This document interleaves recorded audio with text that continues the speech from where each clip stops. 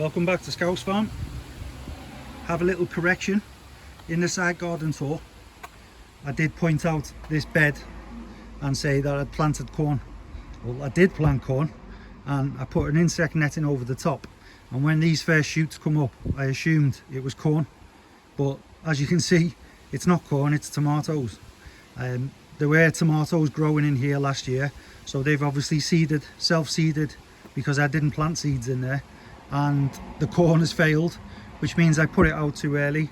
And unfortunately where we are in the UK, Liverpool, we've had quite a poor late spring, early summer. It's been cloudy, raining, we've had northerly winds coming over from Norway, which has kept the air temperature low.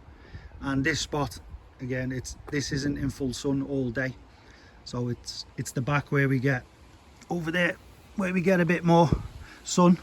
So I've decided I tried some corn today. I placed a bit more in a container, and it's up against the wall where the heat is most promising to get them germinated. So we'll see what happens. If not, it doesn't really matter.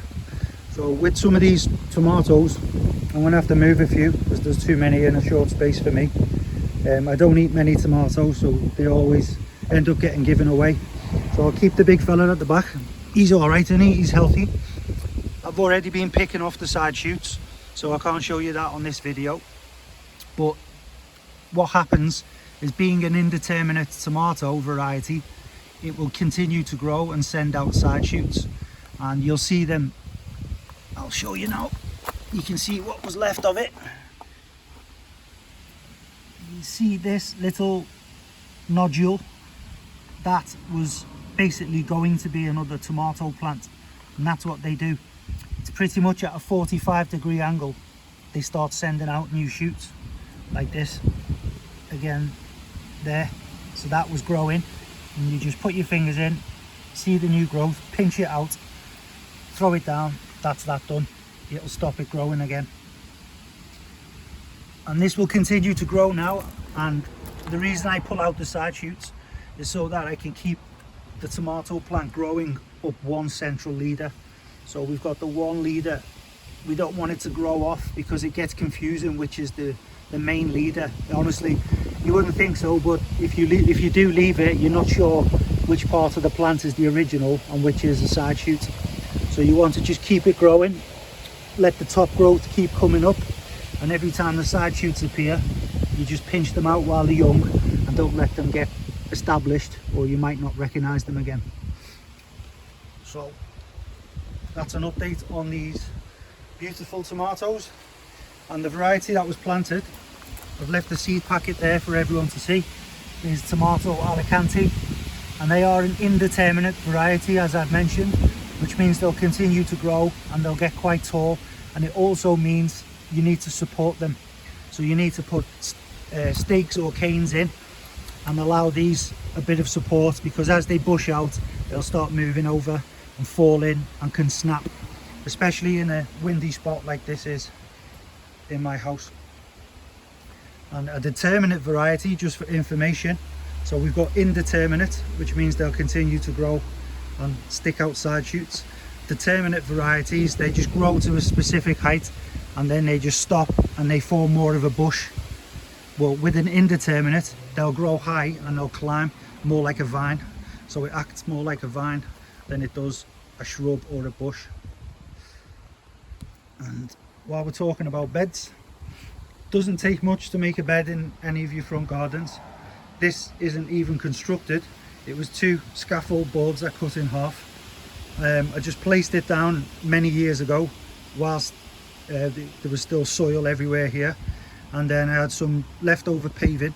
I just leaned it up, maybe used the trowel to just dig a little trench out and just force it in, and leaned everything up against each other, and it stayed. So in winter I will be building this into an actual bed with screws, and again, that's not a difficult job because I'm not very au fait at the old DIY. That's my dad's area of expertise.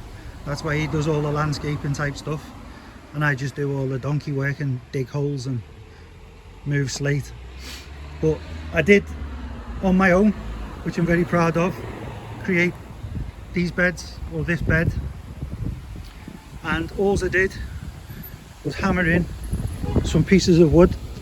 So I just hammered them in, try and keeping them straight, and put them down straight through the soil. And then an old pallet board, which is this, some old pallets, just screw them in both sides, and that'll last a fair few years. Even though it will rot, you'll get many years use out of it, and then you just replace the bits with new. So any old wood you've got lying around can be used as a stake to attach parts of other wood to. So it doesn't take much to do. And then they'll all be different lengths, but at the end just go around, cut them off so they're all relatively level. Now look at the leek now. Leaving him to go to seed. He's getting super tall. It'll be opening up into a flower at some point, and we'll let that carry on to make seed for next year.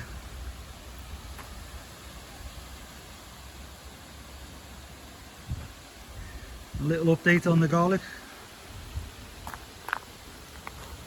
I pinched out the flowers because they did flower early. You can see there, I pinched out all the flowers to stop the growth going into making seed, or making a flower head, sorry. And hopefully they do fatten up a bit, because they're still a bit skinny, but I'll be harvesting them next month. I'll just leave them till they go yellow and the leaves start losing all of the green, and then I'll decide to dig them up. And in between, we've still got our spring onions doing well. You can see there, they're starting to put a bit of weight on as well. So the duck will be getting a little partner in spring onions in about 2 months or 3 months maybe. So thanks again for watching. Get yourselves out there, build yourselves a little bed, and grow yourselves some home organic tomatoes and anything else you like to eat for the summer.